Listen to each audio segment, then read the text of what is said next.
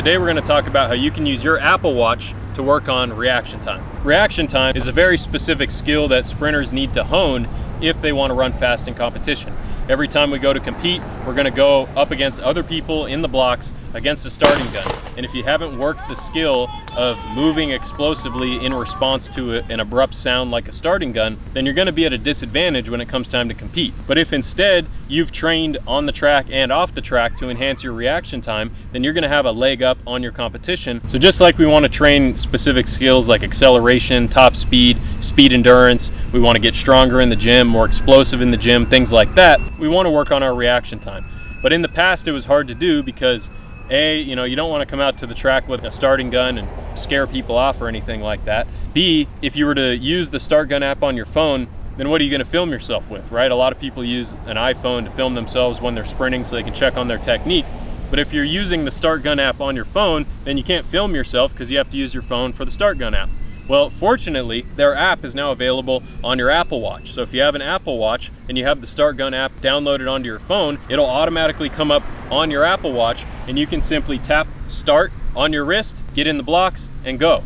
So the first way that I would suggest working on reaction time in practice using your Apple Watch is to do block starts, pop outs, things like that against a gun. So you can get in the blocks, do the first couple steps with reaction time. So you get in your blocks, hit start on your watch, wait for it to go off, you react to the gun, do a couple steps, good. Then another thing we can do is do, full block starts like the 10, 30 meters, whatever it may be. Now that's obvious. I mean, it should be obvious that if you have a way to start yourself with a starting gun on your watch that you would use it when you do sprints. But what are some other ways that we can work on reaction time as well? Well, you can do it in your drills. So say you're doing a high knee run, maybe a quick foot drill, maybe some low, stiff ankle hops, something like that in your warm up. Well, that's another opportunity to work on reaction time. You can also do it in other exercises. Maybe you're doing med ball throws after your session on the field. Well, once again, hit start on the app, wait for the gun to go off. When the gun goes off, you react, you throw the ball.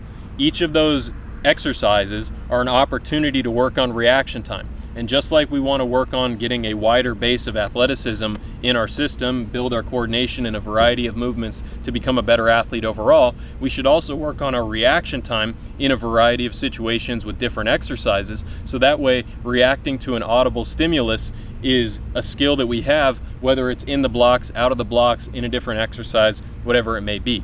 Another thing you can do is use reaction time at the gym. So say you're doing power cleans.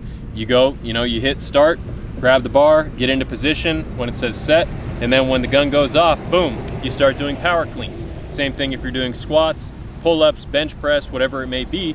Any exercise that you can think of, you can probably incorporate some aspect of reaction time into that exercise, and you can do it simply using your Apple Watch. The more that we can incorporate developing the ability to react to a sound to initiate a powerful or explosive movement, the more we can do that in different exercises, not only block starts, but other things as well, the better off we're going to be. Because being able to react to a sound and explosively move is a very specific skill that we need to have as sprinters. So we need to develop that in as many ways as possible.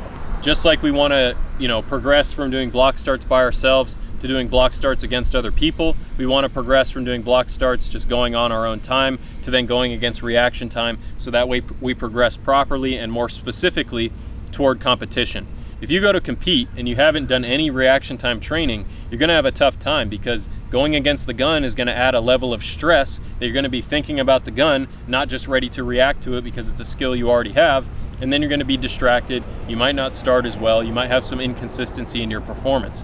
Whereas instead, if you've honed that ability to go against a gun in practice and then go against a gun also against other people in practice, then when you go to compete, it's not going to be a situation that you're not used to. It's going to be a situation that you're very comfortable with, and you're going to have a better chance of running as fast as you're capable of in competition. So make sure that you guys are working on reaction time.